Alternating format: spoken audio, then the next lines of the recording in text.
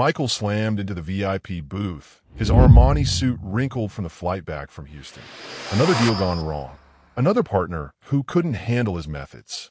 His phone buzzed with texts from lawyers, accountants, and the few remaining associates who still took his calls.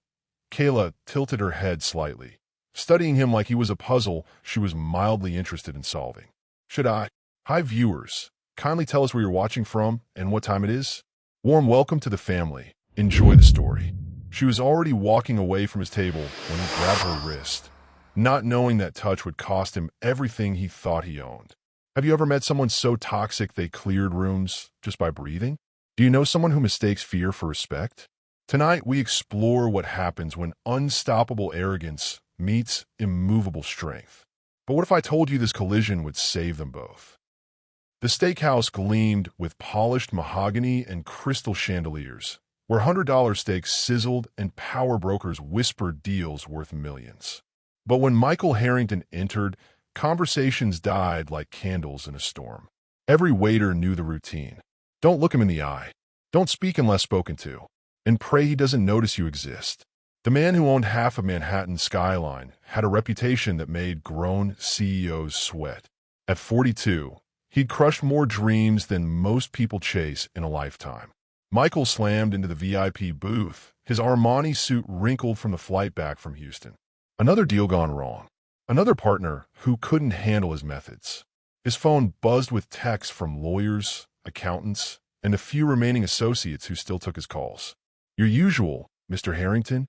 The manager appeared like magic, voice shaking just enough to show respect mixed with terror. Michael didn't answer. His cold gray eyes swept the dining room, cataloging every face, every whisper, every sideways glance. Power meant people watched you. Fear meant they looked away fast. That's when she walked over. Kayla Brooks moved through the restaurant with the kind of grace that came from years of dodging flying plates and angry customers. At 28, she'd served every type of difficult customer Dallas had to offer. But this one felt different. Dangerous. Her black uniform was pressed sharp despite working a double shift. Her dark hair, pulled back, revealed a face that was pretty in a way that didn't need makeup to prove it. But it was her eyes that caught attention, deep brown and completely unafraid. She set the water glass down without the usual trembling. No nervosismo, no eager-to-please attitude, just professional calm. What can I get you tonight? Michael looked up, ready to deliver his standard intimidation speech. The words died in his throat. She wasn't cowering, wasn't stumbling over herself to impress him. She was just standing there, waiting. Do you know who I am? His voice carried the edge that made board members resign. Kayla tilted her head slightly, studying him like he was a puzzle she was mildly interested in solving. Should I? The question hit the quiet restaurant like a dropped glass. Every diner within earshot froze. The manager went pale. Even the kitchen seemed to stop cooking. Michael leaned forward, his voice dropping to that whisper that preceded corporate executions. I own buildings taller than your ambitions. I've destroyed men with better pedigrees than your entire family tree. That's nice. Kayla pulled out her order pad. Are you ready to order? Or should I come back when you're done measuring? The silence stretched so long that even the air conditioning seemed to hold its breath. Michael's jaw tightened. His hands clenched. Every person in that restaurant waited for the explosion that would end this waitress's career, maybe her life in this city. Instead, something else happened. Something nobody expected. Michael smiled. Not the cold smile that preceded lawsuits. Not the sharp grin that meant someone was about to be destroyed. A real smile. The first one he'd worn in years that wasn't calculated for effect. You're either very brave or very stupid. Maybe both. Kayla's pen hovered over her pad. But I'm definitely hungry for this tip. So what'll it be? He ordered the most expensive steak on the menu, then watched her write it down without flinching at the price. No gasp, no wide eyes, no sudden shift in attitude when she realized he could afford more than she made in 6 months. When she walked away to place the order, every eye in the restaurant followed her. The woman who just talked back to Michael Harrington and lived to tell about it. But Michael wasn't watching the room. He was watching her, the way she moved between tables with efficient grace. How she smiled at the elderly couple in the corner. A real smile, not the professional mask she'd worn for him. The way she handled the drunk businessman at table 12 with firm kindness that made him behave without making him feel small. She had something he'd forgotten existed, something money couldn't buy and power couldn't command. Dignity. The steak arrived perfectly cooked. The wine paired flawlessly. But Michael barely tasted either. He was too busy studying the woman who'd just done something impossible. She'd looked at him and seen a man, not a bank account. She'd stood in the face of his worst behavior and refused to bend. And for the first time in decades, someone had surprised him.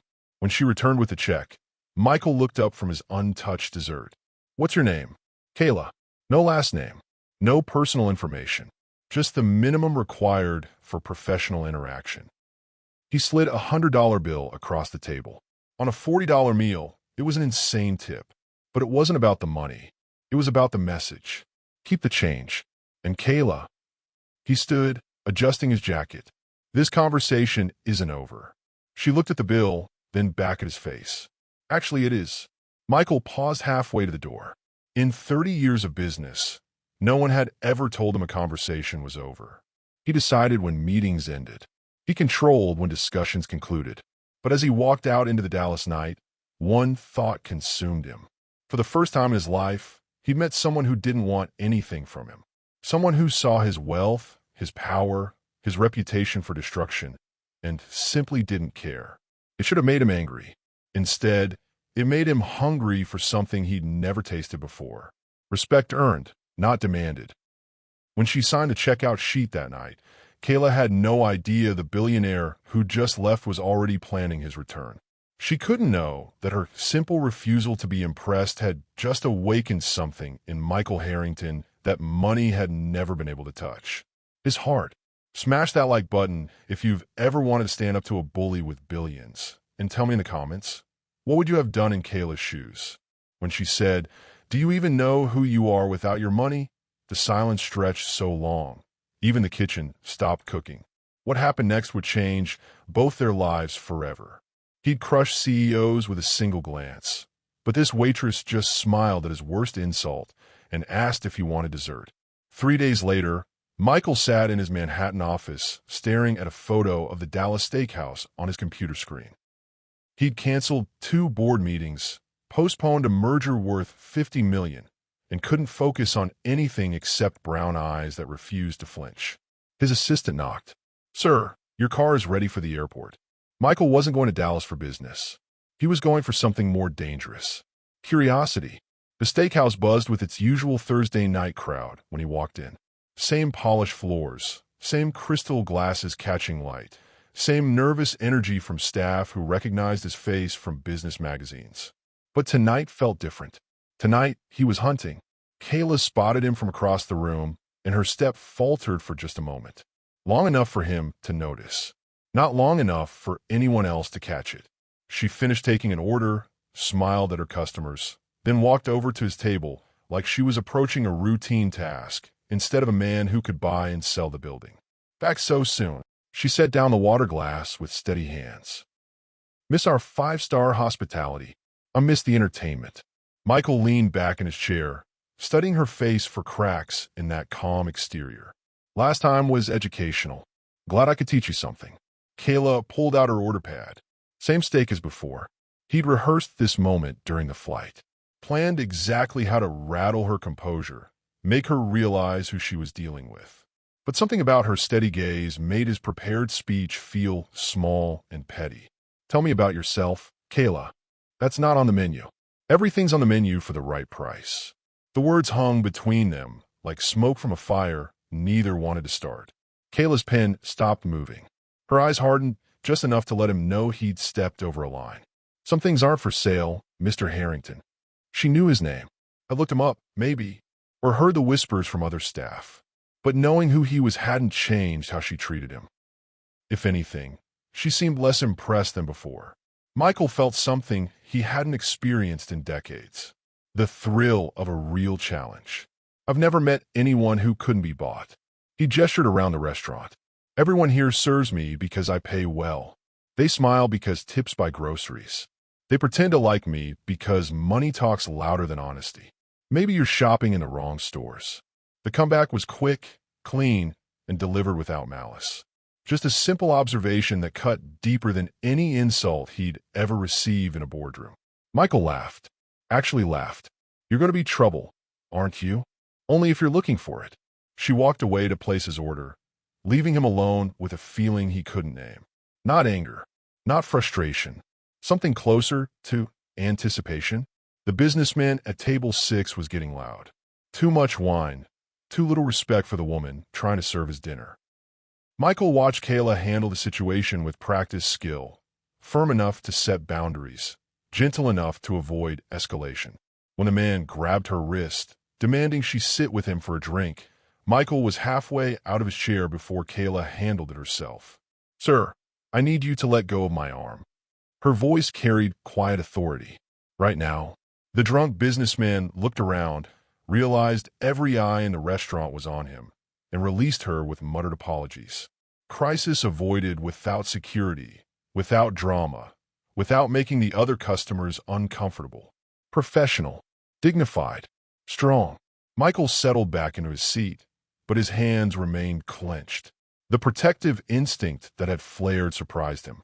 When had he started caring what happened to people he barely knew? When a steak arrived, perfectly prepared as always, Michael barely noticed the food. He was too busy watching Kayla work. The way she remembered regular customers' preferences without writing them down. How she made the elderly woman at table 3 laugh with a story about her grandson. The patience she showed the indecisive couple debating between chicken and fish. She treated every customer like they mattered. Rich or poor, kind or difficult, everyone received the same professional respect. It was a level of integrity he'd never encountered in business, where people's worth was measured by their net worth. "How's everything tasting?" Kayla appeared beside his table as if summoned by his thoughts. "Perfect as usual." Michael set down his fork. "How do you do it? Cook steak?" "I don't. That's the chef's job." "No. How do you treat everyone the same?" The drunk at table 6 got the same respect as the oil executive at table 9. "Even me. You serve everyone like they're worth your time." Kayla considered the question seriously, which surprised him. Most people would have given him a quick, forgettable answer. She actually thought about it. "Because they are worth my time. Every person in this room has a story, problems, people they love. Money doesn't change that. It just changes what problems you can afford to solve." The simple philosophy hit him like cold water. When had he stopped seeing people as individuals and started seeing them as assets, obstacles, or opportunities? "And what's your story, Kayla?" She smiled, but it didn't reach her eyes. "That'll cost extra." Before he could respond, she was gone again, pulled away by another customer's needs. But this time, Michael noticed something he'd missed before. The way she moved between tables with efficient grace wasn't just professionalism. It was survival instinct. She navigated the restaurant like someone who'd learned to read danger in casual gestures, to spot trouble before it found her. What had taught her to be so careful? What story was she protecting behind that professional smile? The check arrived with his usual precision. Itemized, accurate, reasonable despite the high-end restaurant's reputation. Michael left another oversized tip, but this time he wrote something on the receipt. "Your integrity is impressive." "Emha." As he walked toward the exit, he heard Kayla's voice behind him. "Mr. Harrington?" He turned, hoping for what? Her phone number? An invitation to coffee? Some sign that his attention was welcome? "Thank you for the compliment. But integrity isn't impressive when it's just basic human decency." She handed him back the receipt with his note, the $100 tip folded neatly beside it. "Keep your money. But maybe think about why you're so surprised when someone treats you like a person instead of paycheck." Have you ever watched someone refuse to be intimidated? That moment when a bully realizes their victim won't break? Share your story below and hit that subscribe button if you want to see what happens when unstoppable force meets immovable object. As closing time approached, he slid a $100 bill across the table with 6 words that made her stomach flutter with dread. "I want to see you again." She thought she'd seen arrogance before. Until he offered her $1,000 just to prove money could buy anyone. Michael spent the weekend in his Manhattan penthouse, 30 floors above a city that bent to his will, trying to understand why one waitress in Dallas had gotten under his skin. He owned restaurants, had dated supermodels, actresses, socialites who graced magazine covers. Women who competed for his attention with designer gowns and calculated charm. None of them had ever handed back his money. Monday morning brought the usual parade of problems requiring his signature, his decision, his iron-fisted solutions. But between hostile takeovers and merger negotiations, his mind wandered to steady brown eyes and a voice that refused to tremble in his presence. By Wednesday, he was back on his private jet to Dallas. The steakhouse staff had started to recognize the pattern. Expensive suit walks in, demands VIP seating, orders the same meal, leaves massive tips. But instead of the usual gratitude, this particular customer left confusion in his wake, especially from their best waitress, who treated him like any other customer instead of the golden goose most restaurants would kill for. Third time this month, Kayla observed, setting down his water glass with that same steady precision. Either you really love our steak, or Dallas has something New York doesn't. Maybe it does. She waited for him to elaborate. When he didn't, she shrugged and prepared to take his order. The gesture was small, but it spoke volumes. She wasn't going to chase his attention, beg for explanations, or play games to solve his mysterious behavior. It made him want to tell her everything. I have a proposition for you, Kayla. I'm listening. But her posture shifted slightly, shoulders squaring like someone preparing for battle. Michael reached into his jacket and pulled out an envelope. Thick, expensive paper with his company letterhead. The kind of envelope that usually contained life-changing offers or life-destroying lawsuits. $1,000. Cash. He placed it on the table between them. All you have to do is have dinner with me. One evening. Your choice of restaurant, your choice of conversation topics. No expectations beyond sharing a meal.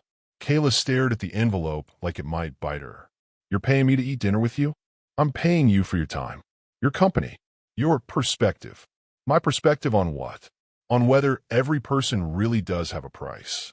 The question hung in the air between them like smoke. Kayla's eyes flicked from the envelope to his face, reading something there that made her expression soften slightly. Not with pity, but with understanding that was somehow worse. You really believe that, don't you? That everyone can be bought. Experience has been a thorough teacher. She picked up the envelope, and for a moment, Michael felt the familiar satisfaction of another successful transaction. Another person reduced to their monetary value. Another confirmation that money was the only language that truly mattered. Then Kayla opened the envelope, pulled out the thick stack of hundreds, and set them on fire with the candle from his table. The bills caught quickly, burning bright orange in the dim restaurant lighting. Other diners turned to stare as smoke rose from their corner booth. The manager rushed over with a water glass, dousing the flames before the fire alarm could sound. Ma'am, you can't. It's fine, David. Kayla's voice was calm as she swept the soggy ashes into her hand. Just a small accident. Michael sat frozen, watching a month's rent for most people disappear in less than 30 seconds. He'd seen hostile takeovers, corporate espionage, billion-dollar deals collapse over handshake details. Nothing had ever shocked him like watching this woman burn his money without blinking. What? The word came out rougher than he intended. Because some things aren't for sale, Mr. Harrington, and some questions don't deserve to be answered with transactions. She started to walk away, but Michael's hand shot out, gently catching her wrist. Not grabbing, not demanding, just asking. Please, sit with me for 5 minutes. No money involved. Just help me understand. Something in his voice made her pause. Maybe it was the way he said, please, like the word was foreign on his tongue. Maybe it was the genuine confusion in his eyes, like he'd just watched someone refuse water in the desert. Kayla glanced around the restaurant.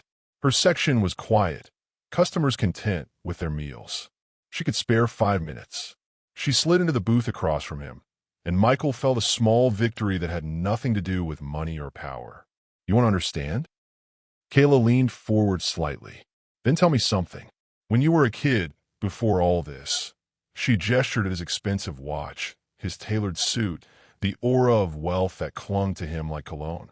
What made you happy? The question caught him off guard. Michael tried to remember the last time someone had asked about his happiness instead of his portfolio, his strategies, his plans for expanding his empire. I don't. That was a long time ago. Try. Her voice was gentle but insistent, patient in a way that suggested she was willing to wait for a real answer, not just a deflection or a lie designed to end the conversation. Michael closed his eyes, reaching back through decades of boardroom battles and hostile negotiations to find the boy he'd been before money became his only language. Building things, he said finally, with my hands. My grandfather had this workshop in his garage. He'd let me help him fix furniture, build birdhouses, repair whatever the neighbors brought over. The memory felt rusty, like something left too long in storage. He never had much money, but people respected him, trusted him. When he died, half the town showed up to the funeral. What happened to the workshop?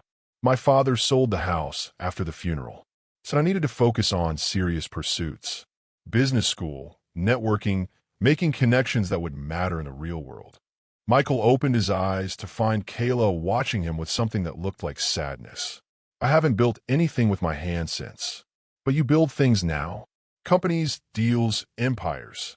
I acquire things, buy things, take things that already exist and make them more profitable. It's not the same as creating something from nothing. Kayla nodded, like she understood something he was still figuring out. So, when you offer me money for dinner, you're not trying to buy my company.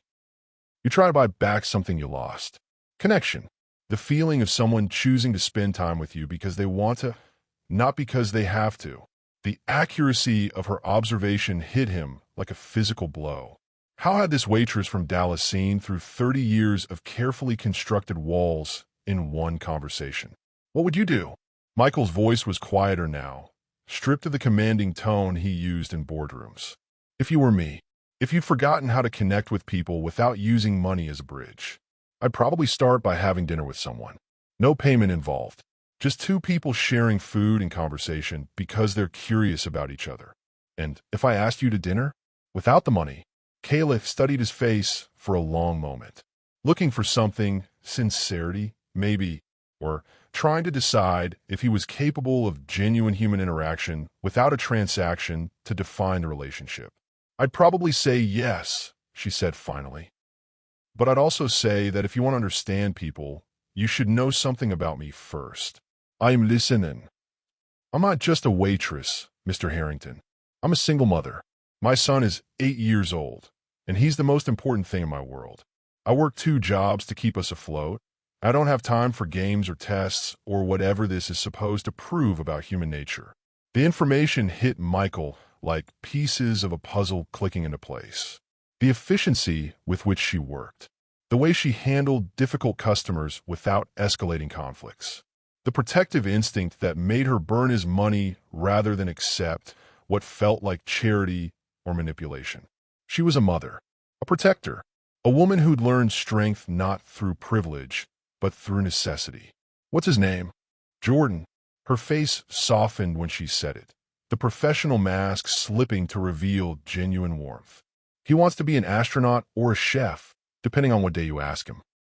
Last week he decided he wanted to open a restaurant in space. Michael smiled, a real smile, not the calculated expressions he wore for business meetings. Smart kid, the smartest. And the reason I can't afford to waste time on rich men who think loneliness can be solved with a credit card. The words stung because they were true. But instead of anger, Michael felt something closer to relief. Finally, someone who saw through his wealth to the isolated man underneath. If I asked you to dinner, no money, no games, just 2 people getting to know each other, would you consider it? Kayla stood, smoothing her uniform as she prepared to return to work. Ask me again when you figure out who you are without your wallet, Mr. Harrington. When you can offer friendship instead of transactions.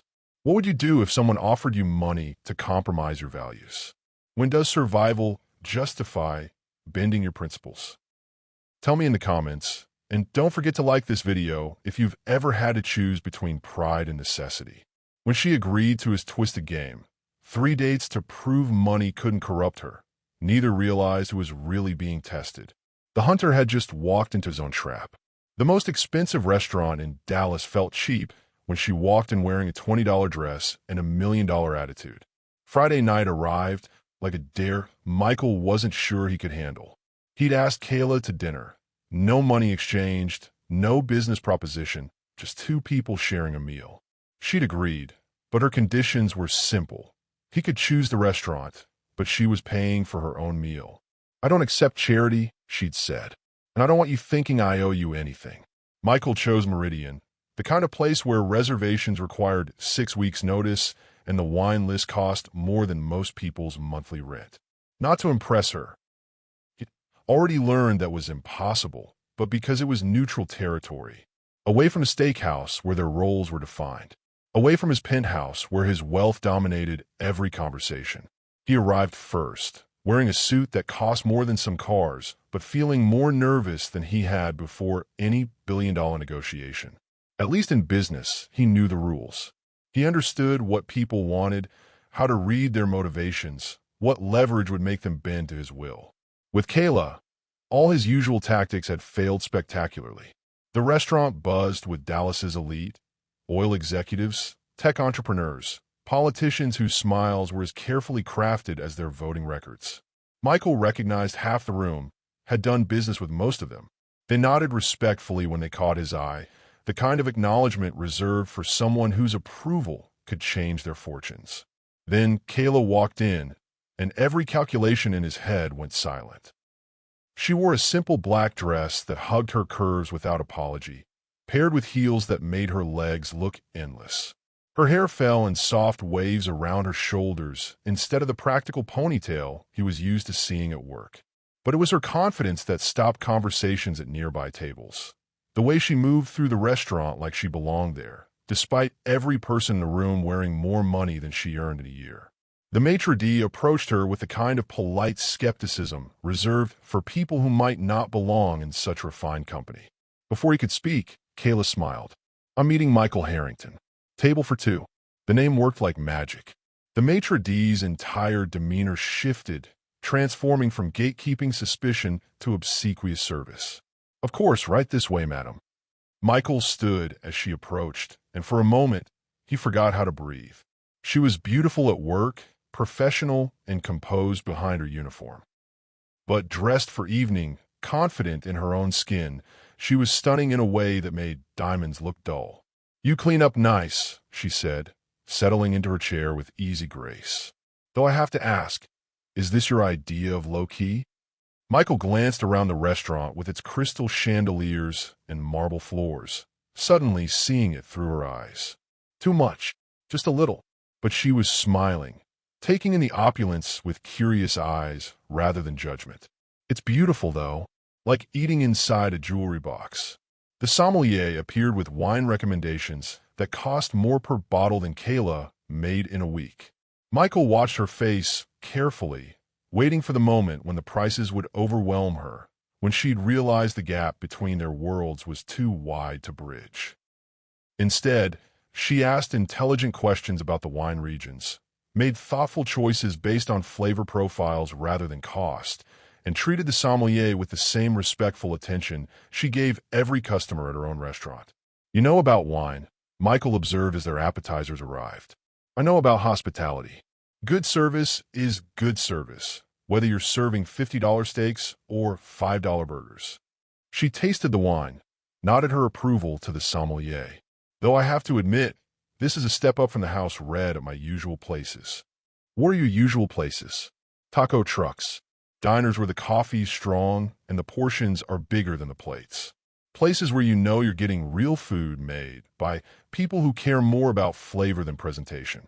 She described her favorite late-night diner with such warmth that Michael found himself wanting to experience it through her eyes. When had he stopped noticing if his food had soul, focusing only on whether the restaurant's reputation matched his status? "You're not what I expected," he admitted. "What did you expect?" Michael considered the question carefully. Someone who would be overwhelmed by all this, intimidated by the setting, the prices, the other customers. Most people are. Most people you meet probably have something to lose. Reputation, business relationships, social standing. Kayla shrugged, cutting into her perfectly prepared fish. I'm a single mother who serves tables for a living. What's the worst that could happen? Someone might think I don't belong here. News flash. I already know I don't belong here. But that doesn't mean I can't enjoy a good meal and interesting conversation. Her honesty was like cold water on his face.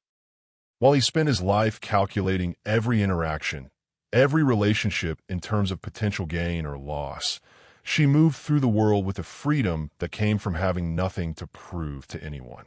Tell me about your son, Michael said. Kayla's face lit up in a way that transformed her from beautiful to radiant. Jordan's 8 going on 30. Too smart for his own good. Too kind for this world. He wants to know how everything works, why planes fly, how computers think, why some people have more than others. That last one's a hard question to answer. I try to be honest with him. Some people are born with advantages. Some people work hard and get lucky. Some people work just as hard and never catch a break. But what matters isn't what you have, it's what you do with it. Michael thought about his own childhood, the advantages he'd been born into, the empire he'd inherited and expanded. What does he want to be when he grows up? This week? An astronaut chef who opens restaurants on Mars. Her laugh was music in the stuffy restaurant. Last month, it was a teacher superhero who fights crime with math problems. Creative kid. He gets that from his father. The light in her eyes dimmed slightly. Got that. Past tense. Michael wanted to ask about Jordan's father, about what had happened to dim that brightness in her voice. But something in her posture warned him the topic was off limits, at least for tonight. What about you? Kayla asked, changing the subject with practice skill. What did you want to be when you grew up? Rich, Michael answered automatically, then stopped.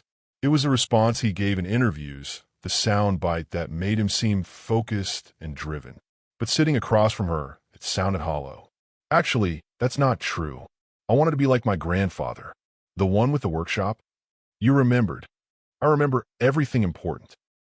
She leaned forward slightly, her attention focused entirely on him.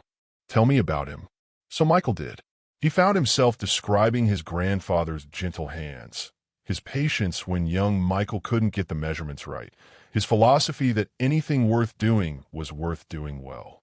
He talked about Sunday mornings in the garage, learning to use tools properly, understanding that building something beautiful required time and care. He sounds wonderful, Kayla said softly. He was. He built their house with his own hands. 40 years of marriage in a home he designed for the woman he loved. When she died, he added a garden in her memory. Spent hours every day tending flowers she'd never see. That's love. That's what I thought love looked like when I was young. Building something together, creating beauty that lasts. Michael paused, wine making him more honest than usual. I haven't thought about that in years. What happened? Why didn't you follow that path? Michael considered the question while their entrees arrived, perfectly plated artwork that looked almost too beautiful to eat. My father had different ideas about success.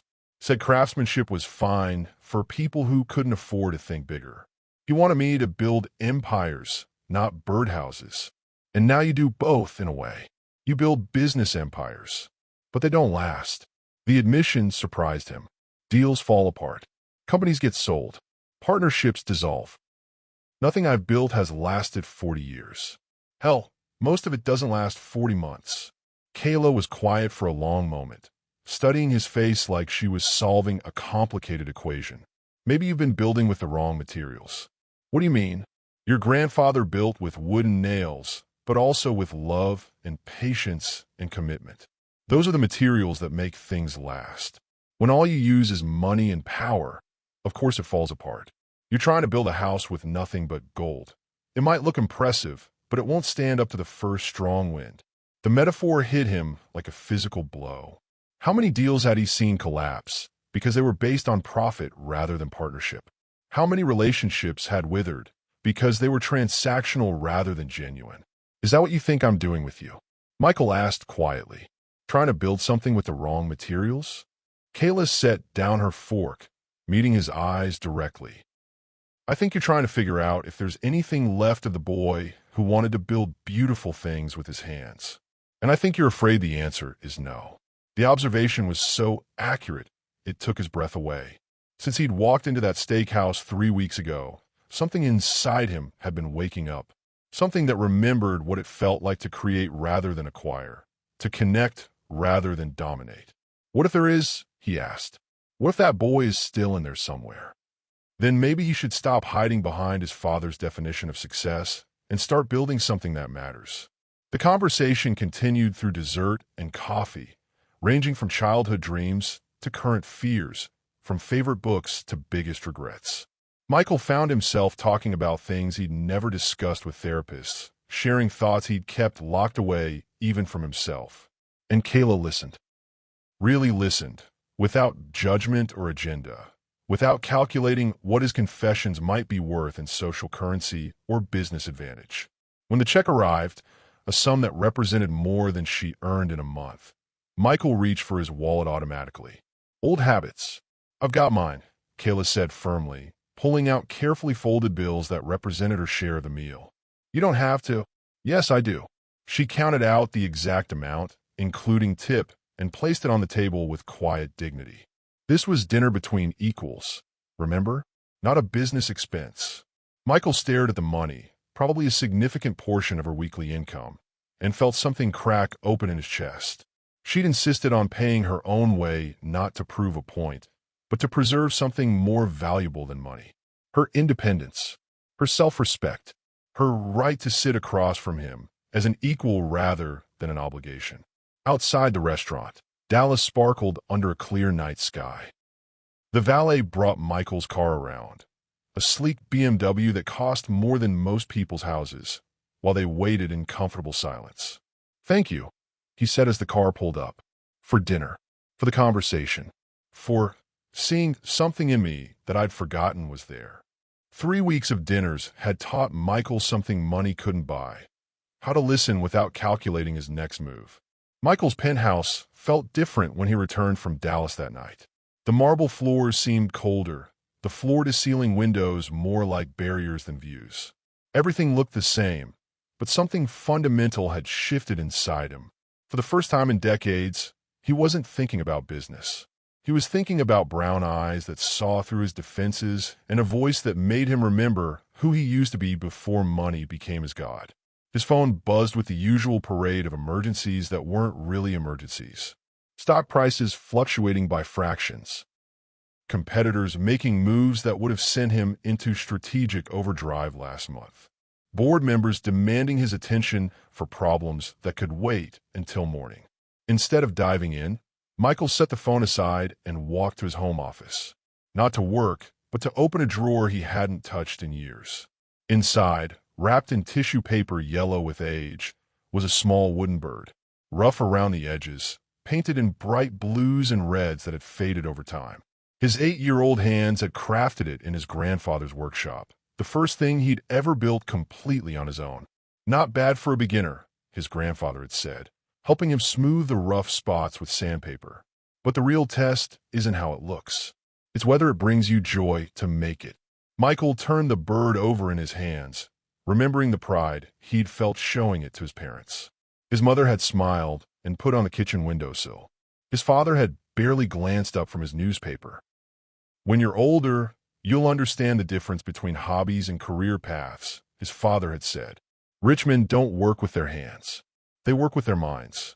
30 years later, sitting in an office worth more than entire city blocks, Michael wondered if his father had been wrong about everything that mattered. His laptop chimed with an email. Another business crisis requiring his immediate attention. Another fire that needed putting out. Another day in the life of a man who owned everything but belonged nowhere. Instead of opening the laptop, Michael picked up his phone and scrolled to a number he'd never called. Kayla had given it to him after their third dinner, not as an invitation, but as a practical courtesy, in case he needed to cancel their next meeting. He'd never imagined calling just to hear her voice. Hello. Her voice was tired, background noise suggesting she was at work. It's Michael. Is this a bad time? Hold on. He heard her excuse herself, footsteps moving to a quieter space. What's wrong? You sound different. Nothing's wrong. Everything's wrong. I don't know. The words tumbled out without his usual careful calculation. Do you ever feel like you're living someone else's life? Silence stretched between them, long enough that he wondered if the call had dropped. Then Kayla's voice came back, softer now. Every day, for about 5 years. What happened? I found something tonight. Something I made when I was a kid. And I remembered what it felt like to create something just because I wanted to, not because it would make money or impress anyone. What did you make? A bird. Wooden, painted badly, probably wouldn't sell for $1 at a garage sale. Michael laughed, but it came out hollow. But I loved making it. I remember feeling like I could build anything if I just learned the right skills, took enough time. You still can. Can I? When was the last time I built something instead of buying it? When did I last create value instead of just moving money around? Kayla was quiet for a moment, and he could hear the sounds of the restaurant in the background. Real people doing real work, creating experiences and memories and moments that mattered. Michael, can I ask you something? Anything. Why did you really come to Dallas that first night? The question caught him off guard. He told himself it was business, then curiosity, then attraction. But sitting in his empty penthouse, holding a toy bird from his childhood, the real answer felt different. I was lonely, he admitted. Not for company. I'm surrounded by people all day. But lonely for someone who would see me instead of my bank account. Someone who wouldn't change their behavior based on what I could do for them, or to them. And you thought you'd find that in a restaurant? I thought I'd find it nowhere. Then you looked at me like I was just another customer with an attitude problem, and something in me woke up. Something that had been asleep so long I'd forgotten it existed. What was it? Michael closed his eyes, searching for words to describe a feeling he'd buried under decades of business strategy and emotional armor. Hope, maybe, that someone might like me for who I am instead of what I own. That I might still be worth knowing without the money and power. Michael, Kayla's voice was gentle but firm. You know that's backwards, right? What do you mean? You're asking if you're worth knowing without your money. But the real question is whether your money is worth having without knowing who you are underneath it. The observation hit him like ice water. He'd spent so many years accumulating wealth as a substitute for identity that he'd lost track of where the money ended and the man began. I don't know who I am without it, he said quietly. I've been rich so long that I can't remember what I wanted before I wanted more. Then maybe it's time to find out. Ow! Same way anyone figures out who they are. Try things. Fail at things. Find what makes you happy instead of what makes you successful. Michael looked around his penthouse, 30 floors above the city, insulated from real life by layers of wealth and security. I wouldn't know where to start. Start small. Start with something that scared you when you were 8 years old but excited you too. Building things. Creating something beautiful with his own hands. The memory of his grandfather's workshop rose in his mind, bringing with it a longing so sharp it made his chest ache. What if I'm not good at it anymore?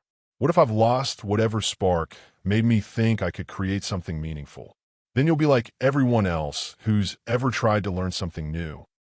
Awkward at first, better with practice, maybe good enough to be proud of what you make. The idea was terrifying and thrilling in equal measure. When was the last time he felt genuinely uncertain about his ability to succeed at something? Kayla. Yeah. Thank you for seeing something in me that I'd forgotten was there. I didn't see anything that wasn't already there, Michael. I just didn't let your money distract me from looking. After the call ended, Michael sat in his office holding the wooden bird and staring at his laptop. Emails continued to pile up, each one flagged as urgent, each one demanding his immediate attention. For the first time in his adult life, he closed the laptop without reading them. Instead, he opened his phone and searched for something he hadn't looked for since childhood: woodworking classes in Manhattan. The first result made him smile. Learn to build. Beginner's woodworking for adults. No experience necessary. First class focuses on making a simple bird feeder. Maybe some things really were meant to come full circle. Have you ever found something from your childhood that reminded you of dreams you used to have? Sometimes the person we were at 8 years old knew things about happiness that we forgot while chasing success. Drop a comment about a childhood dream you abandoned. Maybe it's not too late to pick it up again. When a billionaire shows up to woodworking class with calloused hands from childhood memories, everyone assumes he's lost a bet. Saturday morning found Michael standing outside a community center in Queens, questioning every decision that had led him to this moment. The building looked nothing like the exclusive clubs and high-end establishments where he usually spent his weekends. Paint peeled from exterior walls. The parking lot was filled with practical cars driven by practical people who worked with their hands for a living. He could turn around, go back to Manhattan, back to the safety of board meetings and profit margins, back to a world where his expertise was never questioned, where respect came automatically with his net worth. Instead, he pushed through the double doors and followed handwritten signs to Room 12, woodworking. The classroom smelled like sawdust and possibility. A dozen workbenches lined the room, each equipped with basic tools that looked ancient compared to the precision instruments in modern factories. But something about the worn handles and honest scratches made Michael's chest tight with memory. "You must be our new student." Michael turned to find a woman in her 60s, her gray hair pulled back in a practical ponytail, her hands bearing the kind of calluses that came from decades of honest work.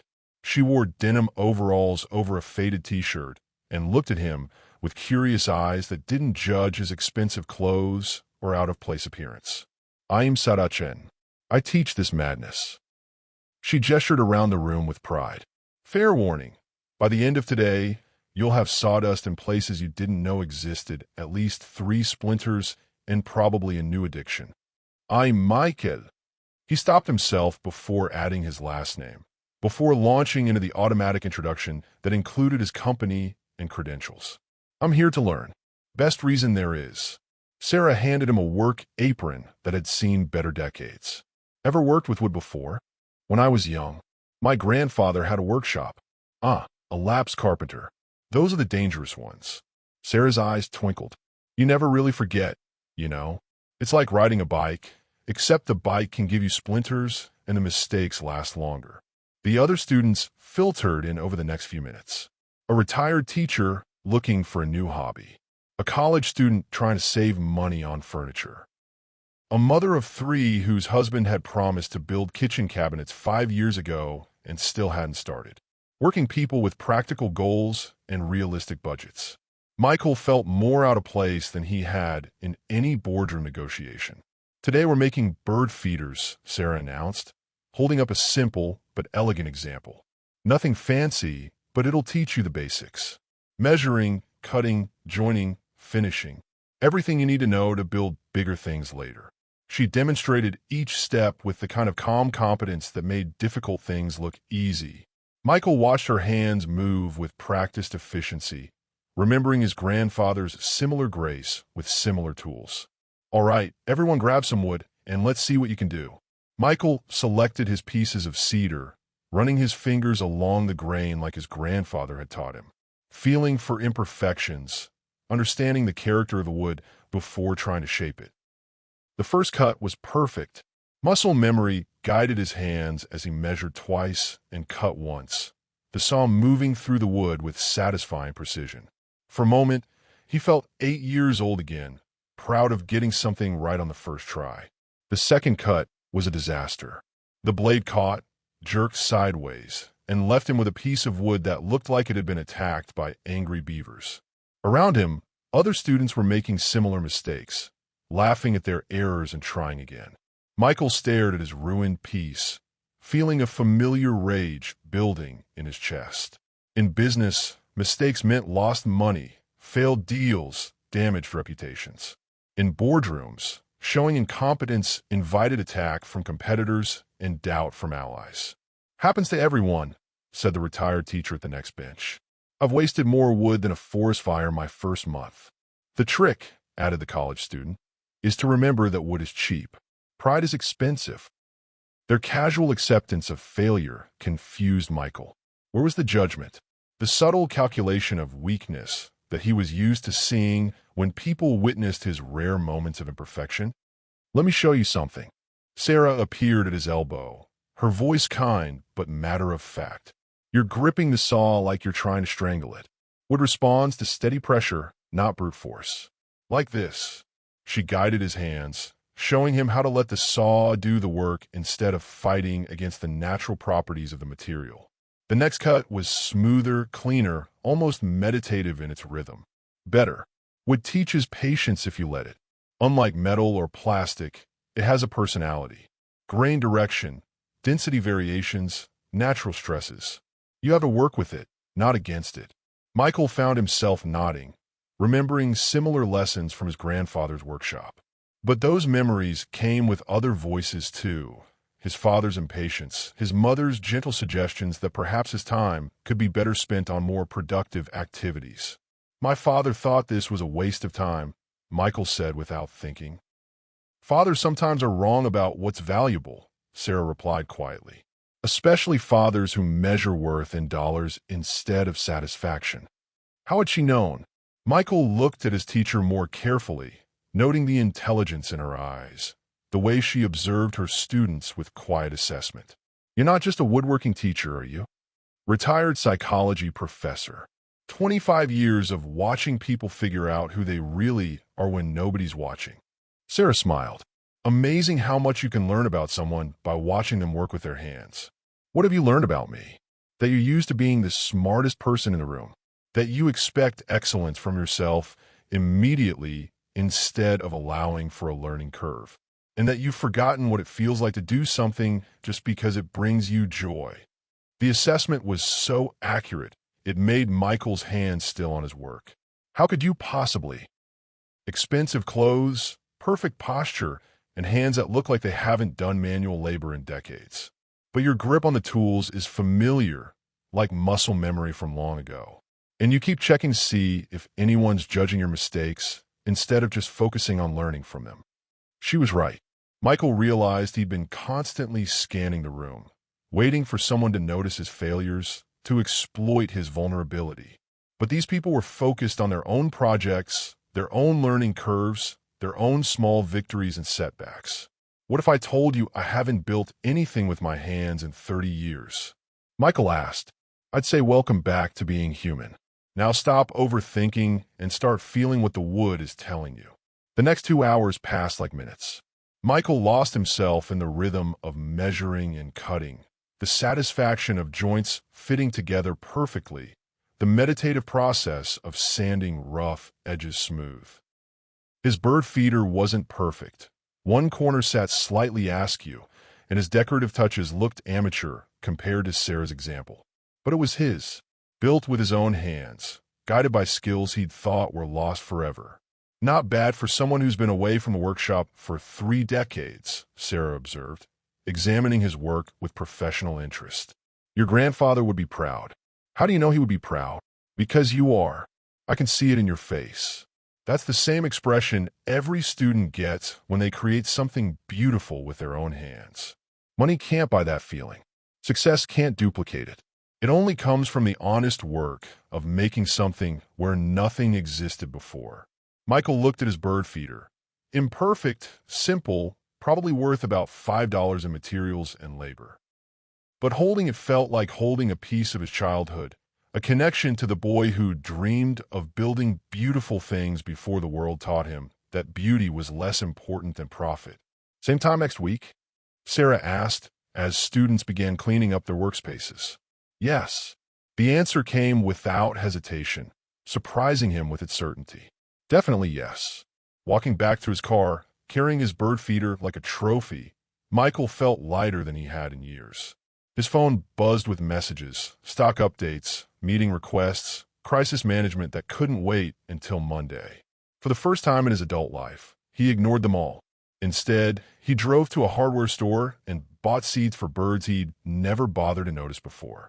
Because some things mattered more than quarterly earnings, and some kinds of wealth couldn't be deposited in a bank. When you build something with your own hands, you remember what it feels like to create instead of just consume. Tell me about something you've made recently. Doesn't matter how simple. Sometimes the smallest things bring the biggest joy. She thought she knew him after 3 months of dinners, until she saw the man who fired 300 people before breakfast and then cried in a parking lot. The call came on a Tuesday morning while Michael was in his workshop, The spare bedroom he'd converted into something that would have made his grandfather proud. Would shavings cover the floor? Half-finished projects lined makeshift shelves. The smell of sawdust had replaced the sterile perfection of his former spare room. "Sir, we need you in the office immediately." His assistant's voice carried the kind of urgency reserved for genuine disasters. "Henderson Industries is moving forward with the hostile takeover. If we don't respond today, we lose Midland Corporation." Michael set down his chisel and stared at the jewelry box he'd been crafting for the past 2 weeks.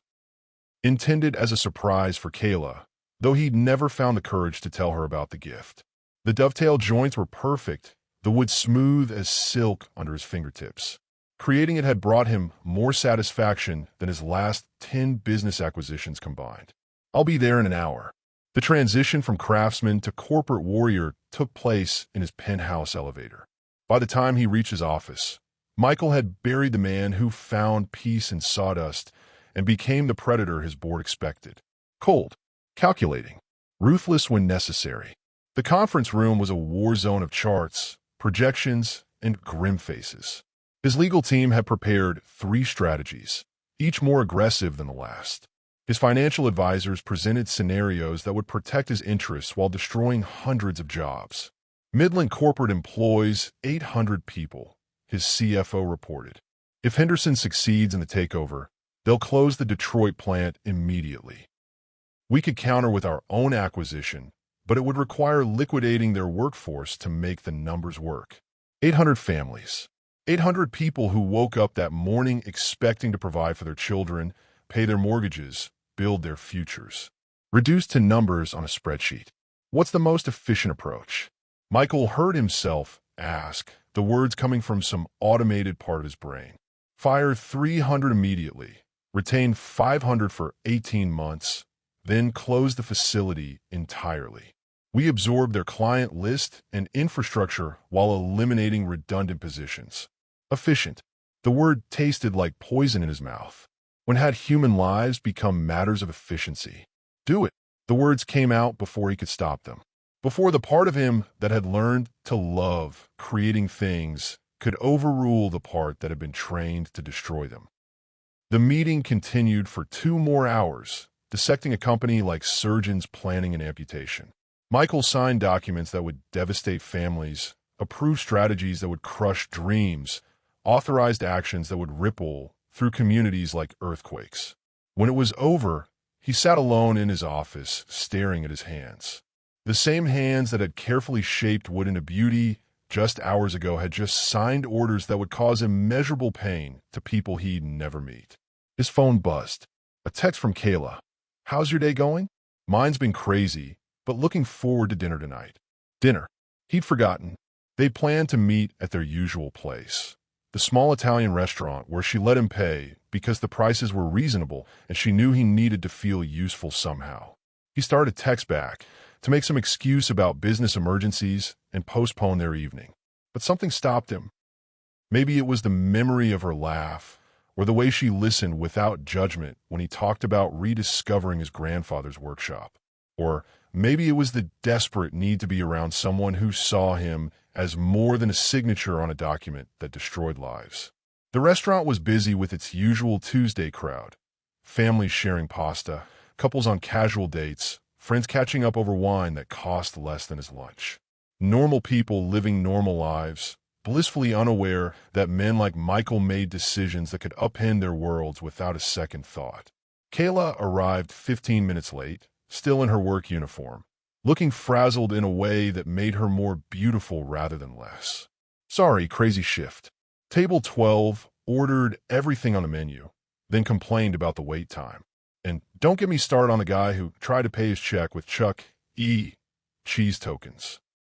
She slid into the booth across from him, and something in his face made her expression change. "What's wrong?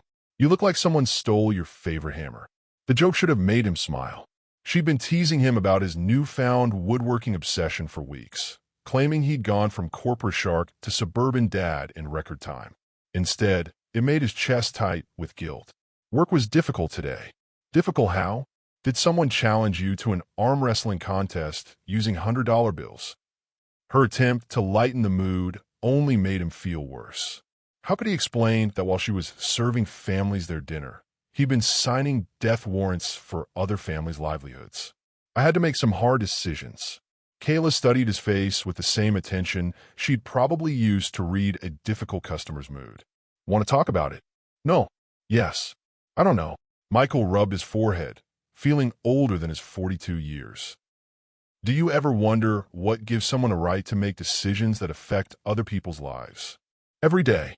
Every time I decide whether to cut off a customer who's had too much to drink. Every time I report someone for harassment, instead of just handling it myself. Every time I choose between rent and Jordan's school supplies. She leaned forward slightly. But I think the real question is whether you make those decisions based on what's easiest for you or what's best for everyone involved. The observation hit too close to home. Had he chosen the most efficient path because it was best for everyone, or because it was easiest for him? Because it protected his interests while avoiding the harder work of finding a solution that preserved jobs and dignity? What if the easy choice and the right choice are different things? Then you figure out which one you can live with, and which one the people affected by your decision can live with too. Michael thought about the 300 people who would receive termination notices tomorrow morning. People with mortgages and car payments, and children who needed school clothes. People whose biggest mistake was working for a company that became collateral damage in a corporate chess game. I think I made the wrong choice today. Kayla was quiet for a long moment, letting the weight of his confession settle between them. Can you fix it? Not without significant cost, financial and otherwise. What kind of otherwise?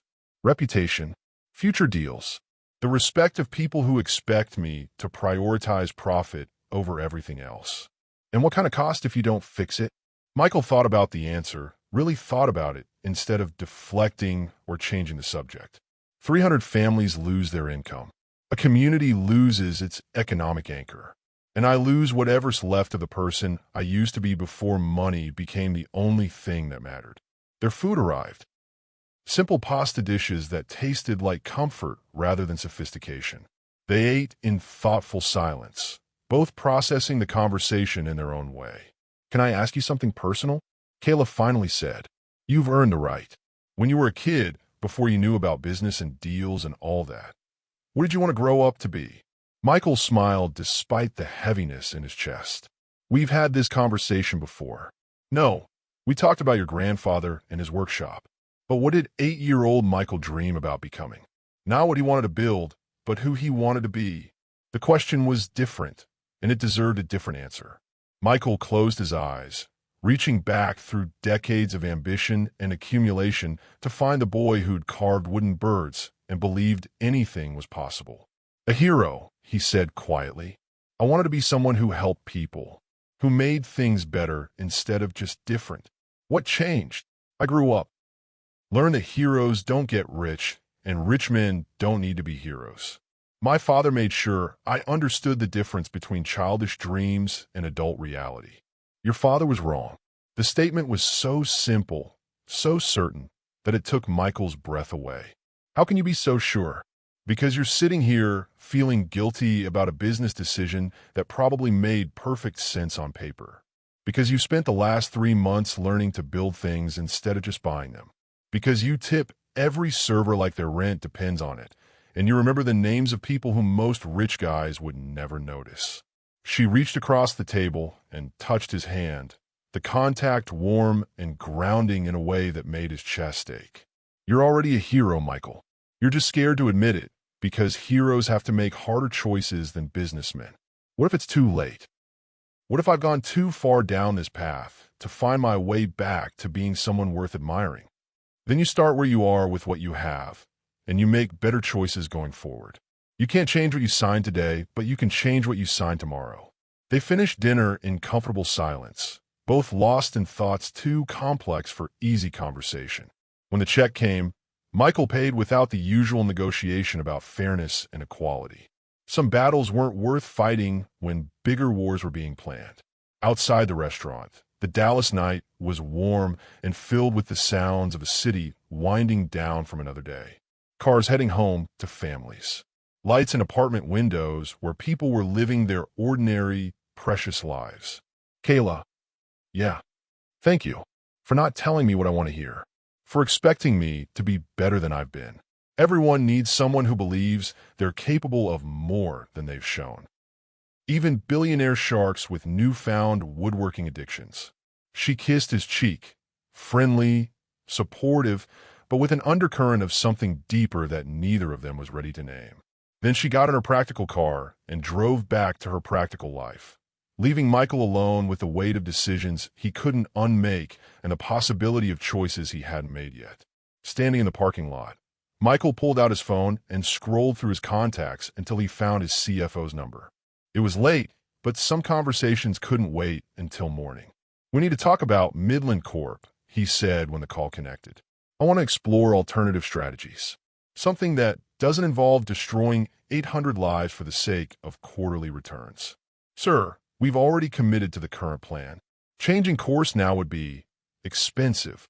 Then we'd better figure out how to afford it. Some costs are worth paying." Sometimes the right choice and the expensive choice are the same thing. When you're in a position to affect other people's lives, do you choose what's easy or what you can live with? Share your thoughts below. What if I can't? Michael's voice cracked like a teenager asking someone to prom. What if without the money, I'm just an empty suit with expensive shoes? Kayla reached across the table and grabbed his hand. Not gentle, firm, like she was pulling him back from the edge of a cliff. "Then you'll figure out how to fill the suit with something better than dollar bills." Outside, Dallas traffic hummed past the restaurant windows. Normal people heading to normal jobs, probably worrying about car payments and grocery bills instead of hostile takeovers and board meetings. Michael envied them their simple problems. "I built my first company when I was 25, he said. Borrowed $50,000 from my father, turned into $5 million in 3 years. I thought I was brilliant." Maybe you were. No, I was lucky and hungry and willing to step on anyone who got between me and what I wanted. He stared at their joined hands. "I fired my best friend because he questioned a deal that would have made us both millionaires. Haven't talked to him in 15 years. Why not? Because admitting I was wrong would mean admitting I'm not as smart as everyone thinks I am." Kayla squeezed his fingers. "Michael, half the people in this restaurant could teach you something you don't know. Smart isn't about having all the answers. It's about being brave enough to ask better questions." The words hit him like cold water. When had he stopped asking questions? When had he started believing his own press releases about being some kind of business genius? "The board wants me gone by Friday. What do you want?" "I want to turn back time. I want to undo 30 years of choices that turned me into someone my 8-year-old self would be afraid of." Can't change the past, but you can stop making the same mistakes going forward. Michael's phone buzzed with another urgent message. Stock prices falling, investors panicking, his empire crumbling 1 percentage point at a time. "I should go deal with this. Should or want to?" The question stopped him cold. Did he want to rush back to Manhattan and fight for his throne? Or did he want to sit in this booth and figure out who he might be without the crown? "I don't know." "Then stay here until you do." So he did. They talked until the dinner shift started, until the restaurant filled with families and couples and friends sharing meals that cost less than his usual lunch. Kayla had to work, but she kept checking on him between tables, bringing him coffee and the kind of smile that said someone gave a damn whether he was okay. Around 9 p.m., his phone rang. Richard Steinberg's name on the caller ID. "I have to take this." "Michael, where are you?" "The Wall Street Journal is running a story tomorrow about your absence from today's strategy meeting. We need damage control immediately." "What kind of story?" "The kind that suggests our CEO is having a mental breakdown. Henderson Industries is accelerating their timeline. They're making a public offer for Midland tomorrow morning." Michael closed his eyes. Every choice had consequences. Every moment of doubt created opportunities for enemies to attack. "What do you need from me?" "Get back here. Tonight. We're calling an emergency press conference for tomorrow at 8 a.m. You're going to announce a renewed focus on aggressive expansion and shareholder value. No more soft-hearted decisions about preserving jobs. And if I refuse, then you'll be reading about your replacement in tomorrow's business section." The call ended, leaving Michael staring at his reflection in the restaurant window. A man in expensive clothes, sitting alone in a booth, caught between the person he'd been and the person he might become. Kayla appeared at his elbow, having finished her shift while he wrestled with impossible choices. Bad news. The worst kind. The kind where every option leads to someone getting hurt. Including you? Especially me. She slid into the booth across from him, still wearing her work clothes, smelling faintly of kitchen smoke and honest sweat. Everything about her was real in a way that made his penthouse lifestyle feel like an elaborate stage set. What happens if you go back? I keep my money, lose whatever's left of my soul, spend the rest of my life wondering who I might have been if I'd been braver. And if you don't, I'll lose everything I've spent 30 years building. Become a cautionary tale about what happens when businessmen grow consciences. Everything. Michael thought about the question seriously. His company, yes. His fortune, probably. His reputation as a ruthless dealmaker, definitely. But not the workshop in his spare bedroom. Not the satisfaction of building something beautiful with his own hands. Not the way Kayla looked at him like he mattered for reasons that had nothing to do with his bank account. Not everything, he admitted. Then maybe losing the rest isn't as scary as you think. They sat in comfortable silence while the restaurant emptied around them. The cleaning crew arrived, beginning the nightly ritual of preparing for tomorrow's customers. Life moving forward regardless of Michael's crisis. Can I ask you something personal? Kayla said, after everything we've talked about, try me. What's the worst thing you've ever done for money? The question hung in the air like smoke. Michael had spent decades justifying his actions as necessary business decisions, calling them strategic moves instead of moral failures. But sitting across from someone who saw through his rationalizations, the truth felt different. I bought a company in Ohio 5 years ago. Small manufacturing plant, family-owned for 3 generations. Promised the owner I'd keep his people employed, maintain the community investment. But you didn't. I closed the plant 6 months later. Moved production to Mexico, laid off 400 people. Saved $12 million annually in labor costs. What happened to the town? It died. Main Street stores closed when people couldn't afford to shop. Young families moved away looking for work. The high school cut its sports programs because they couldn't maintain enrollment. And the owner had a heart attack 2 years later. His widow told me at the funeral that losing the plant killed him slower than his medical condition. Michael's voice got quiet. She was probably right. Kayla was silent for a long moment, processing the weight of his confession. Do you ever think about them? The families who lost their jobs. Every time I drive past another empty factory. Every time I read about another small town struggling to survive. Every time someone calls me a job creator when I know I've destroyed more jobs than I've ever created. Then why keep doing it? Because it's what I'm good at. Because it's expected. Because admitting I was wrong about everything would mean facing the fact that I've wasted the last 15 years of my life chasing the wrong definition of success. The restaurant was empty now except for them and the cleaning crew. Kayla's manager had stopped asking when they planned to leave, apparently understanding that some conversations couldn't be rushed. Michael, can I tell you something my grandmother used to say? Please. She'd say, child, you can spend your whole life climbing the wrong mountain. But the view from the top won't be worth much if you're too tired to enjoy it and too ashamed to tell anyone how you got there. The wisdom hit him like a physical blow. 30 years of climbing, and he'd never once stopped to ask whether the mountain he'd chosen was worth the journey. What if I'm too old to start over? What if I've gone so far down this path that there's no way back to being someone worth knowing? Then you'd be like everyone else who's ever realized they made a mistake. Scared, uncertain, and exactly where they need to be to start making better choices. Michael's phone buzzed with another message from Richard. Flight information. Hotel reservations. A schedule that would put him back in the boardroom by 6 a.m., ready to resume his role as the shark his investors expected. He could go back, save his fortune, maintain his reputation, continue living a life that looked successful from the outside while feeling empty at its core.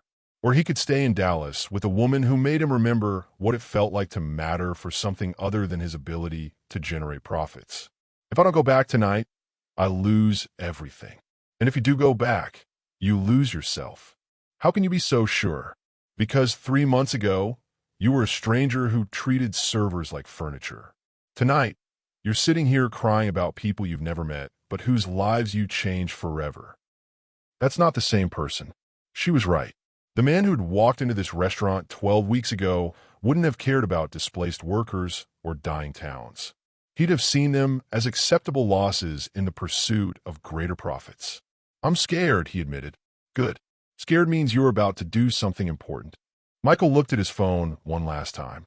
Messages piling up like autumn leaves. A world of obligations and expectations demanding his immediate attention. Instead of responding, he turned the phone off. What are you doing tomorrow? He asked Kayla. Working a double shift. Why? Want to help a former billionaire figure out what he's going to be when he grows up. Her smile was worth more than his entire portfolio. Sometimes the most vicious battles are fought in courtrooms, where love isn't enough and money talks louder than truth. The family court judge looked like she'd seen every sob story in the book and believed none of them. Judge Patricia Coleman had silver hair pulled back in a bun so tight it could stop bullets, and eyes that missed nothing behind wire-rimmed glasses. Monica sat in the gallery watching Daniel fight for his daughter, while knowing her very presence made everything worse. Every time the opposing lawyer mentioned her name, she saw how the judge's expression hardened. Your Honor, Vivian's attorney was saying, Mr. Whitford has exposed this innocent child to dangerous criminal elements. His girlfriend, if we can call her that, is currently under investigation for conspiracy and fraud. The lies came so smoothly Monica almost believed them herself. According to Vivian's version, Monica was a gold-digging con artist who'd seduced Daniel into illegal business deals. The fabricated evidence was impressive: forged bank records, fake witness statements, even doctored photos. Emma sat beside Daniel's lawyer, swinging her legs from the chair that was too big for her. She kept turning around to look at Monica with those serious gray eyes, and Monica had to fight the urge to wave. Any sign of connection between them would just give Vivian more ammunition. Furthermore, the opposing lawyer continued, Mr. Whitford's recent behavior shows a pattern of reckless decision-making. Taking up with a stranger, involving her in his business affairs, keeping her overnight while his daughter was in the building. Objection, Daniel's lawyer interrupted. Speculation and moral judgment have no place in a custody hearing. Judge Coleman held up one hand. I'll allow it. Continue, counselor. Monica watched Daniel's jaw clench as the character assassination continued. They painted him as an unfit father who put his romantic interests ahead of his child's safety. They made Monica sound like a predator who'd manipulated a grieving widower. The worst part? Some of it sounded convincing. When it was Daniel's turn to testify, Monica held her breath. He walked to the witness stand like he was facing a firing squad, his usual confidence replaced by a father's desperate fear. Mr. Whitford, his lawyer began, tell us about your relationship with your daughter. Daniel's whole face changed when he talked about Emma. The billionaire mask dropped away, leaving just a dad who read bedtime stories and helped with math homework. Emma is everything to me, he said simply. Every decision I make, every business deal I consider, every person I let into our lives, it all comes down to what's best for her. And Ms. Davis? How does she fit into that equation? Daniel looked across the courtroom at Monica, and she saw him make another one of those split-second decisions that changed everything. Monica didn't seek me out. I chose her. I chose her because she's honest in a world full of liars, because she's strong without being cruel, because she looked at my daughter and saw a little girl who needed protection, not a paycheck. The opposing lawyer was on his feet immediately. Objection. Witness is testifying to the character of someone not under oath. Sustained, Judge Coleman ruled, but Monica caught something in her expression, a flicker of interest, maybe even respect. The hearing stretched on for 3 hours. Character witnesses, financial experts, child psychologists. Monica watched Daniel's carefully constructed life get dissected by lawyers who didn't care about anything except winning. When Judge Coleman called for recess, Monica followed Daniel into the hallway. He looked like he'd aged 10 years in one morning. How bad is it? Monica asked. Daniel's laugh held no humor. They're going to take her. Vivian's got judges in her pocket, witnesses on payroll, evidence that looks real enough to fool anyone who doesn't know better. Have you ever watched someone you love fight for what matters most to them? How do you support someone when the system seems rigged against them? That's when Emma appeared in the courthouse hallway, having slipped away from the social worker assigned to watch her. She ran straight to Monica, wrapping her small arms around Monica's waist like she'd been waiting her whole life for this hug. "Don't let them take me away from Daddy," she whispered, and Monica's heart shattered into 1,000 pieces. 7-year-old Emma Whitford was about to teach a courtroom full of adults what real courage looked like. When court resumed after lunch, nobody expected the tiny voice that cut through all the legal jargon and procedural arguments. "I want to talk to the judge." Emma stood up from her seat beside the social worker, her chin raised in a gesture Monica recognized from her father. The entire courtroom turned to stare at this little girl who just interrupted million-dollar lawyers. "Young lady," Judge Coleman said gently, "this isn't how court works. The grown-ups need to." "The grown-ups are lying," Emma said, her voice carrying across the silent room. "And Daddy taught me that lying is always wrong, even when it's easier." Monica's throat tightened watching this brave child stand up to a system designed to intimidate adults. Emma's hands were shaking, but her voice stayed steady. Judge Coleman looked from Emma to the lawyers to Daniel, who was gripping the defendant's table so hard his knuckles had gone white. "This is highly irregular," Vivian's lawyer protested. "Children cannot testify in custody hearings without proper psychological evaluation, and—" "I want to hear what she has to say," Judge Coleman interrupted. "In chambers, just the child, myself, and the court reporter." 20 minutes felt like 20 hours. Monica paced the courthouse hallway while Daniel sat motionless on a bench, staring at nothing. Neither of them spoke. There was nothing to say that wouldn't make the fear worse. When the judge's chambers finally opened, Emma walked out first. She looked smaller somehow, but there was something different in her eyes. Relief, maybe, or the kind of peace that comes after telling the truth. Judge Coleman followed, her expression unreadable behind those wire-rimmed glasses. Back in the courtroom, the silence stretched like a hell breath. Monica could hear her own heartbeat, the whisper of air conditioning, the scratch of the court reporter's machine. After speaking with Emma, Judge Coleman began, in reviewing all the evidence presented today, this court finds that the petition for emergency custody change is without merit. Vivian shot to her feet. "Your Honor, with respect." "I'm not finished," the judge said sharply. "Furthermore, this court is deeply concerned about the quality of evidence presented by the petitioner. Financial documents that appear to be altered, witness statements that contradict each other, and what seems to be a deliberate campaign to manipulate these proceedings for personal gain." Monica watched Vivian's face go pale beneath her perfect makeup. Beside her, Marcus Hartwell looked like a man who'd just watched his whole world collapse.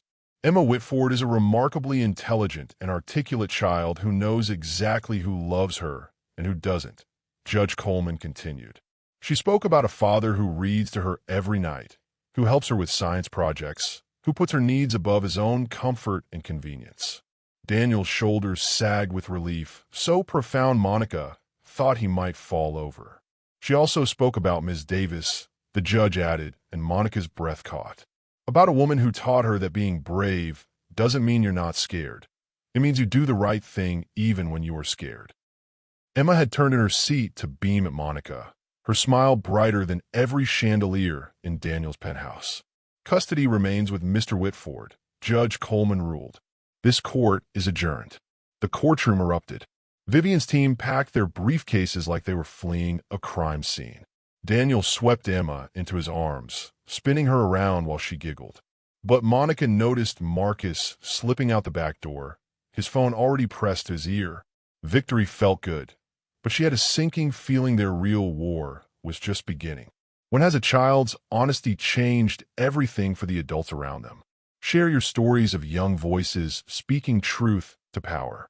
As they left the courthouse, Emma grabbed both Daniel's hand and Monica's, linking them together like a chain. Now we can be a real family, she announced. But Monica caught sight of the black sedan following them and wondered if they'd live long enough to find out what that meant. The moment you think you've won is exactly when your enemies show you how dangerous they really are. The safe house didn't feel safe anymore. 3 days after the custody hearing, Monica woke up to Daniel shaking her shoulder, his face grim in the pre-dawn darkness. "They found us," he whispered. Outside, she could see the shapes moving through the trees. Too many to count, too coordinated to be random. Professional killers didn't announce themselves with sirens or shouts. They moved like shadows, and shadows were closing in from all sides. Emma was still asleep in the bedroom down the hall, unaware that her nightmare was about to get worse. "How long do we have?" Monica asked, pulling on clothes with hands that wanted to shake but couldn't afford to. "Maybe 10 minutes before they breached the perimeter," Daniel replied, checking his gun with movements that spoke of military training he'd never mentioned. "The back exit leads to a service road. My people have a car waiting." Monica had never thought about what it would feel like to run for her life. In movies, it looked exciting, all adrenaline and clever escapes. Reality was Emma's sleepy confusion as they carried her toward the back of the house. The weight of knowing that every second mattered, the terrible understanding that not everyone was going to survive this.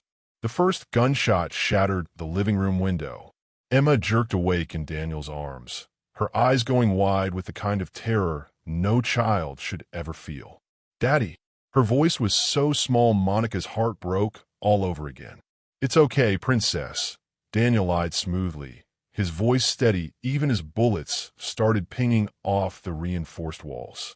"We're just going on another adventure." Monica grabbed the emergency bag Daniel's security team had prepared: cash, fake IDs, documents that would keep them alive if they made it out. Behind them, she could hear men shouting orders, the sound of doors being kicked in. The service road stretched ahead like salvation, but 50 yards felt like 50 miles when people were shooting at you. Daniel's car waited with the engine running, a lifeline in the darkness. They were halfway there when the sniper's bullet took out the front windshield.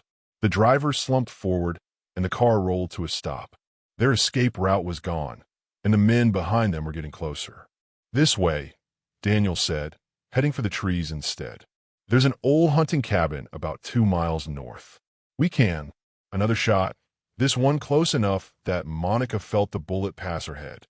Emma screamed, and Daniel stumbled, dark blood spreading across his left shoulder. "Go," he gasped, trying to push Emma toward Monica. "Take her and run." "I'm not leaving you," Monica said, surprising herself with how fierce her voice sounded.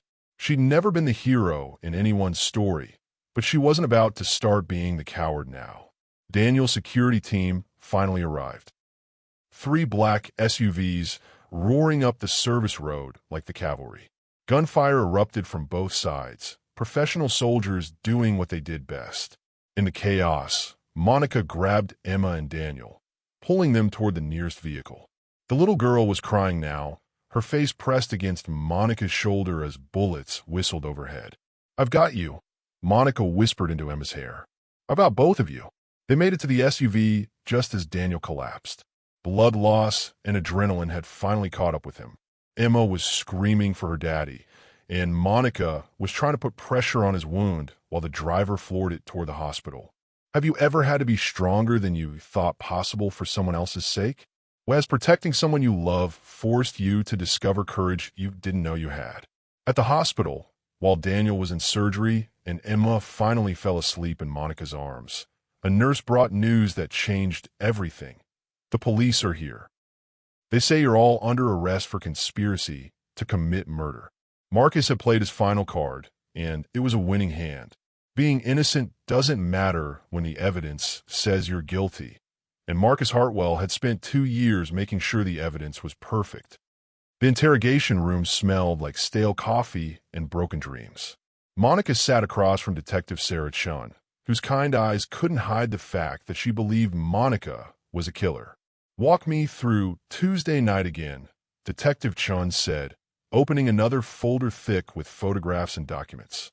"You say you were at Mr. Whitford's penthouse, but we have witness statements placing you at the warehouse where James Mitchell's body was found." Monica stared at the photos spread across the metal table. Security camera footage that clearly showed her face, time-stamped and authenticated. Bank records showing payments to her account. Phone records of calls she'd never made. The evidence was so convincing that for a moment, Monica almost believed it herself. "I've never been to that warehouse," Monica said for the 20th time. "I didn't even know James Mitchell existed until Daniel told me about him 3 days ago."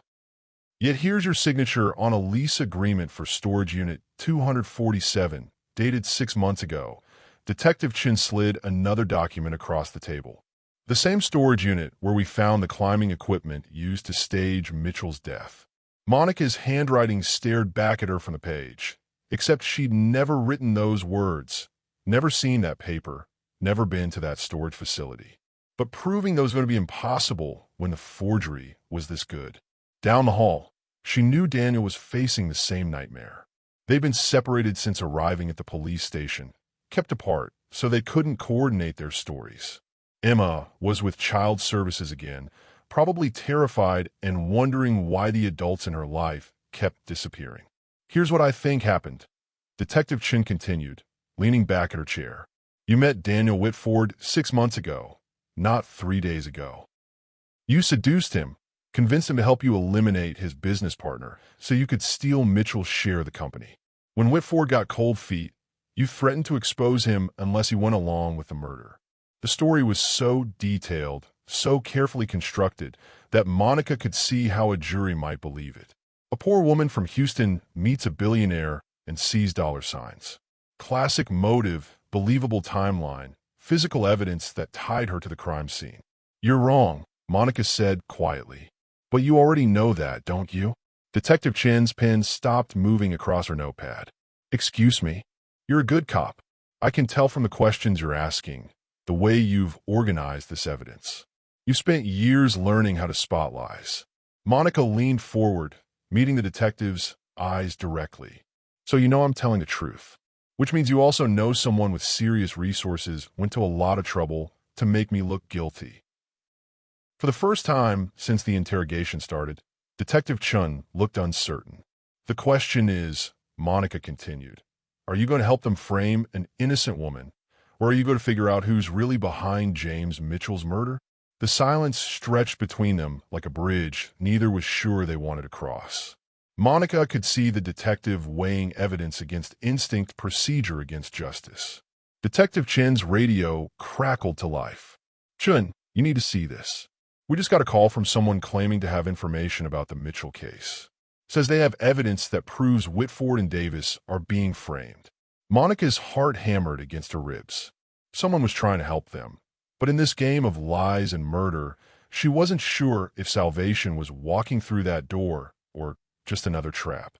When has your faith in the system been tested? Have you ever had to convince someone in authority to see past what seemed obvious?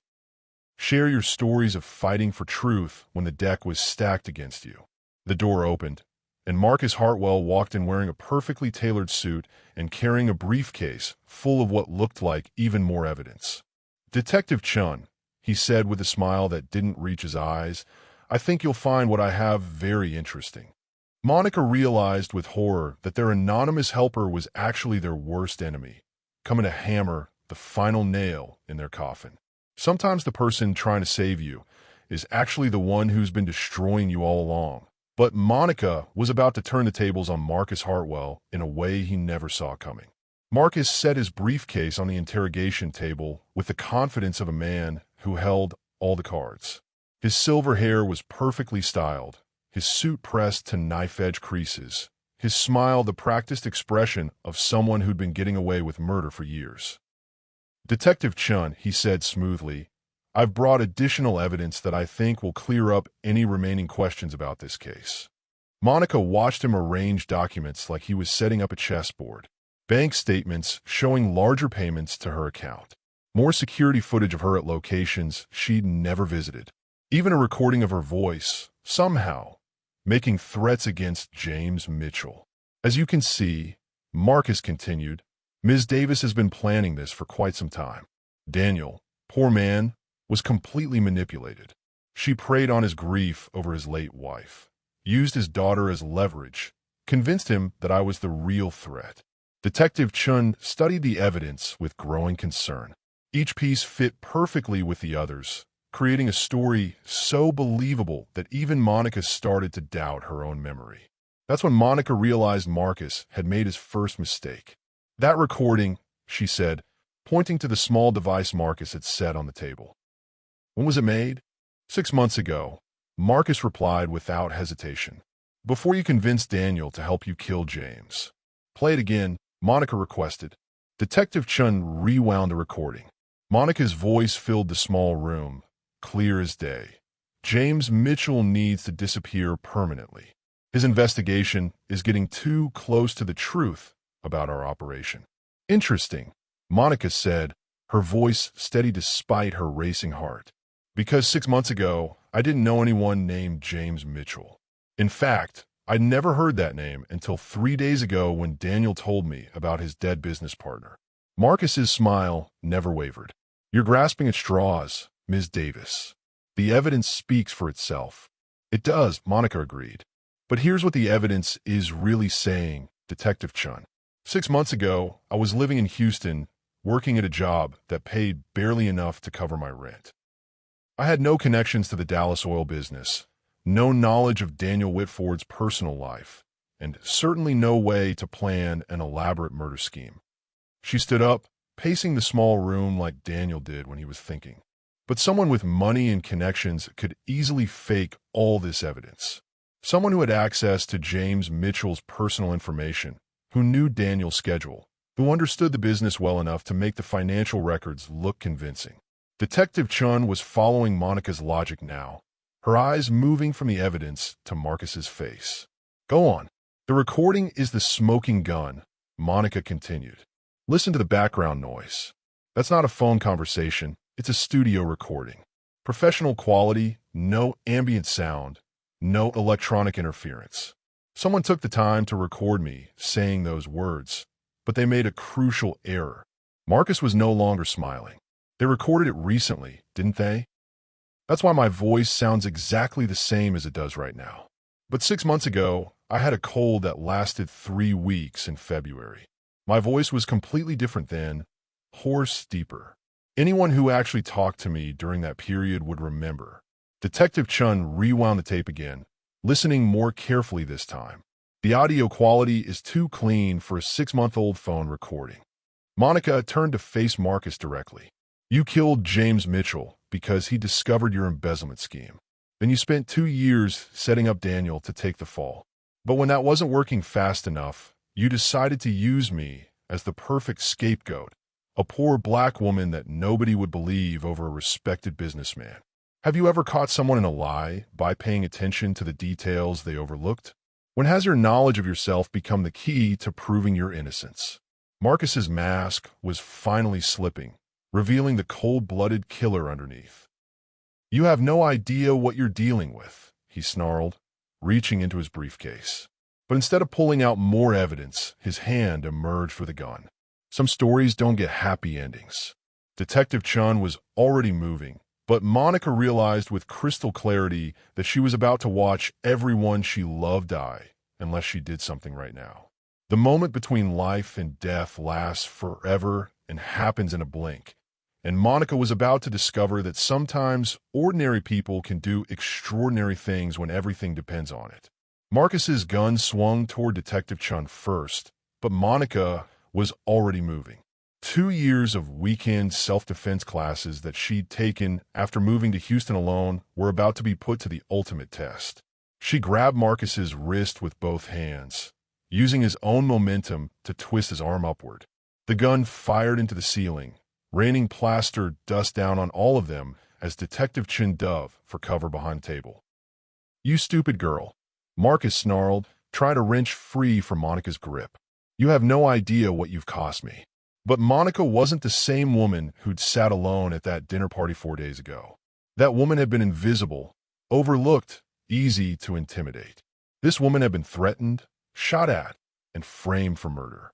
This woman had something worth fighting for. "I know exactly what I've cost you," Monica said through gritted teeth, forcing Marcus's gun hand toward the wall.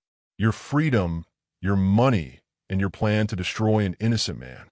Detective Chun was shouting into her radio, calling for backup, but help was still minutes away.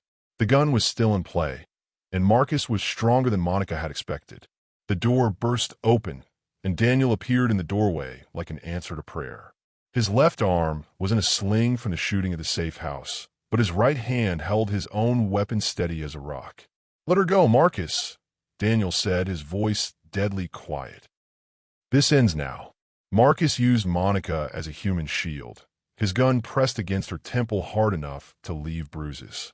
"You always were too soft, Daniel. Too willing to trust people who don't deserve it." "You're right," Daniel agreed, never taking his eyes off Marcus. "I trusted you for 15 years. I let you into my home, around my daughter, into every aspect of my business. That was my mistake." "Your mistake was thinking you could replace me," Marcus spat. "With her, with James, with anyone who might threaten my position in this company." Monica could feel Marcus's heart beating against her back, could smell his expensive cologne mixed with the sour scent of desperation. This close, she could also feel something else, the slight tremor in his hands that said he wasn't as in control as he wanted everyone to believe. "James figured out, didn't he?" Monica said, her voice steady despite the gun pressed to her head. "He discovered you weren't just stealing money. You were selling information to competitors, sabotaging Daniel's deals, destroying the company from the inside.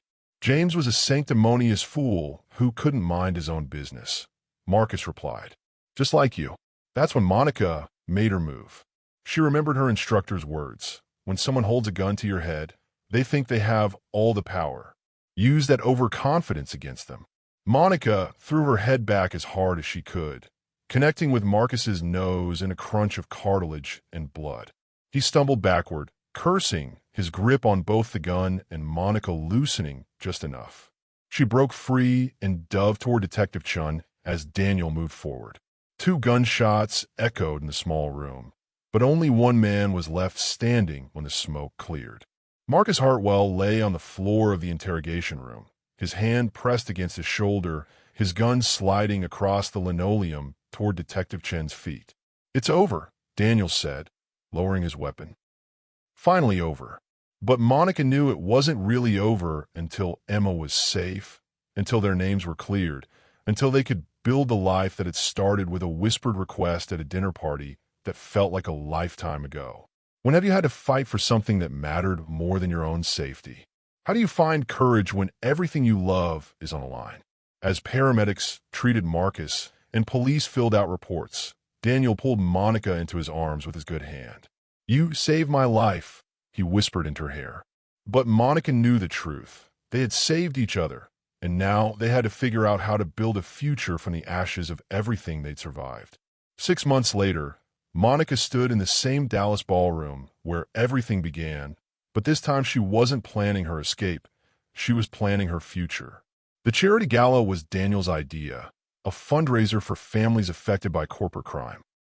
Half the city's elite had turned out, including several former associates of Marcus Hartwell who were suddenly very interested in proving they'd never been involved in his schemes. Monica wore a midnight blue dress that actually fit this time, her natural hair styled in an elegant updo that had taken the hotel salon 2 hours to perfect. She looked like she belonged here now, but more importantly, she felt like she belonged here. "You clean up nice, Ms. Davis," Daniel murmured in her ear as they stood greeting guests at the entrance.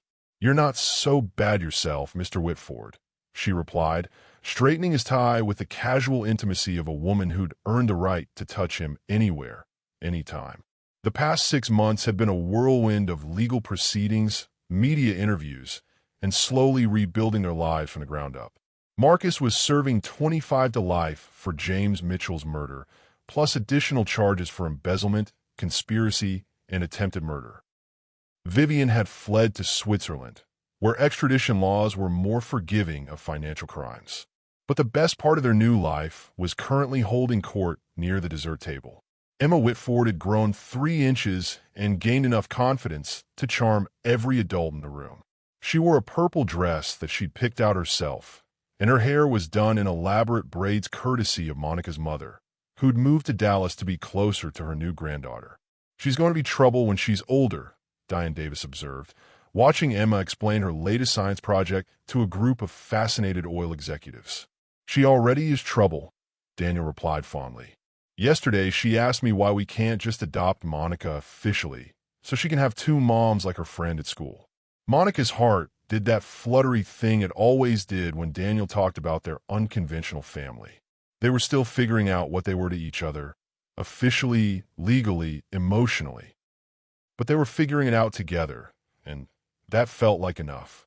The evening wound down around midnight, with Emma asleep in Daniel's arms and Monica carrying her shoes because her feet couldn't handle designer heels for 8 straight hours. They rode the elevator up to Daniel's penthouse in comfortable silence, the kind that came from knowing each other's thoughts. "I have something for you," Daniel said once they'd tucked Emma into bed. He led Monica onto the balcony where they'd shared wine and dangerous secrets what felt like a lifetime ago. The Dallas skyline spread out below them, but Monica only had eyes for the small velvet box in Daniel's hands. "Monica Davis," he said, dropping to one knee on the same balcony where she'd first agreed to help him fight for his life. "You saved me in every way a person can be saved. You loved my daughter before you loved me. You fought my battles like they were your own, and you never once made me feel like I had to choose between protecting you and protecting my family." Monica's hands were shaking as she reached for the box, her heart pounding so hard she was sure the neighbors could hear it. "Will you marry me?" Daniel asked. "Will you let me spend the rest of my life trying to deserve the love you've given us?" Monica looked at the ring, a simple, elegant solitaire that caught the city lights like a promise, and then at the man who'd changed her life with 5 words at a dinner party. Her answer was yes before he'd finished asking the question. What does it mean to choose love after surviving danger together? How do you build a happy ending from the ashes of everything that tried to destroy you? Share your stories of love that conquered fear. As they kissed under the Dallas stars, neither of them noticed Emma watching from her bedroom window, already planning how she was going to help plan the wedding that would make their family official. Some fairy tales start with glass slippers or magic spells, but the best ones start with ordinary people choosing to be extraordinary for each other.